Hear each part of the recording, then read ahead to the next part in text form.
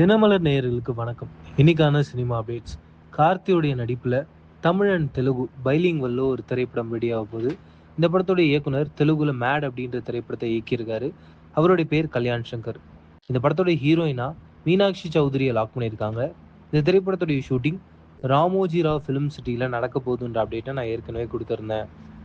தெலுங்குல மிராய் அப்படின்ற திரைப்படம் ரிலீஸ் ஆயிருந்தது. அந்த திரைப்படத்துடைய சினிமோட்டோகிராஃபர் தான் இப்போ இந்த படத்துக்கும் சினிமோட்டோகிராஃபரா ஒர்க் பண்றாருன்ற அப்டேட் கிடைச்சிருக்கு. அவருடைய பேரும் கார்த்திக். சூர்யாவுடைய கருப்பு திரைப்படம். இந்த படத்துக்காக ரொம்ப அழகான ஒரு ஸ்பெஷல் ஷோவை கவர்மெண்ட் வந்து அனௌன்ஸ் பண்ணியிருக்காங்க. 9 மணி ஷோ இந்த படத்துக்கு இருக்கு. அண்ட் கூடுதலான அப்டேட், இந்த திரைப்படத்துடைய ரன் டைம் அப்படின்றது 2 hours 32 minutes.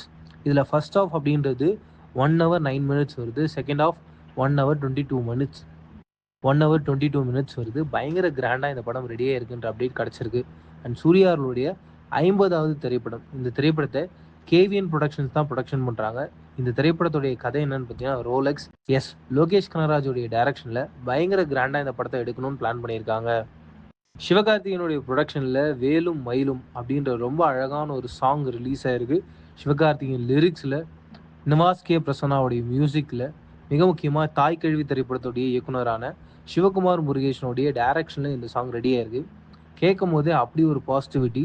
முருகரை பற்றி சிவகார்த்திகேயன் ரொம்ப அழகாக இந்த ஒரு சாங்கில் பாட்டு பாடியிருக்காரு. தனுஷுடைய 55வது திரைப்படம். இந்த படத்துடைய இயக்குனர் அமரன் படத்துடைய இயக்குனரான ராஜ்குமார் பெரியசாமி. இந்த படத்துடைய ஷூட்டிங் படையநல்லூரில் பயங்கர விறுவிறுப்பாக நடந்துக்கிட்டு இருக்கு.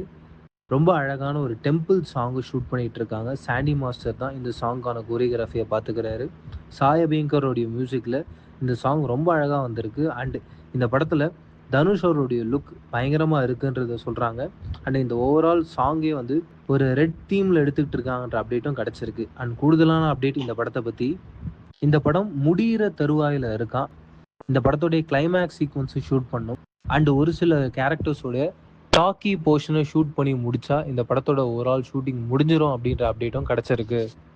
கேஜிஎஃப் படத்தோட இயக்குனரான பிரசாந்த் நீலோட இயக்கத்தில் ஜூனியர் என்டிஆர் ஹீரோவாக ஒரு படத்தில் நடிச்சுக்கிட்டு இருக்காரு. இந்த படத்தோடைய டைட்டிலாக டிராகன் அப்படின்னு சொல்லிக்கிறாங்க. அண்ட் இந்த திரைப்படத்தில் வந்து ரொம்ப அழகான கிளிம்ஸை மே 20ஆம் தேதி ரிலீஸ் பண்ணலான்னு இந்த டீம் பிளான் பண்ணியிருக்காங்க. ஜனநாயகன் ஆஃப்டர் தளபதி விஜய் அவர்கள் தமிழ்நாட்டோடைய சிஎம் ஆனதுக்கப்புறமா இந்த திரைப்படத்தோட ஓடிடி ரைட்ஸை அமேசான் பிரைம் வேண்டான்னு சொன்னாங்க. இப்போ அவங்களே என்ன சொல்கிறாங்கன்னா, நாங்களே இந்த டிஜிட்டல் ரைட்ஸை வாங்கிக்கிறோம் அப்படின்ற அப்ரோச்சை பண்ணியிருக்காங்க. அண்டு கூடிய விரைவில் அமேசான் பிரைம் ஜனநாயகன் திரைப்படத்தோடைய டிஜிட்டல் ரைட்ஸை வாங்கிட்டாங்கன்ற அஃபீஷியல் அப்டேட் வெளியில் வரப்போகுதுன்றதையும் சொல்கிறாங்க. அண்ட் ஜனநாயகனை பொறுத்த வரைக்கும் மே எண்டில் 27 இல்லை 28 போன்ற தேதிகளில் ரிலீஸ் பண்ணலான்னு இந்த டீம் பிளான் பண்ணியிருக்காங்கன்ற அப்டேட்டும் கிடச்சிருக்கு.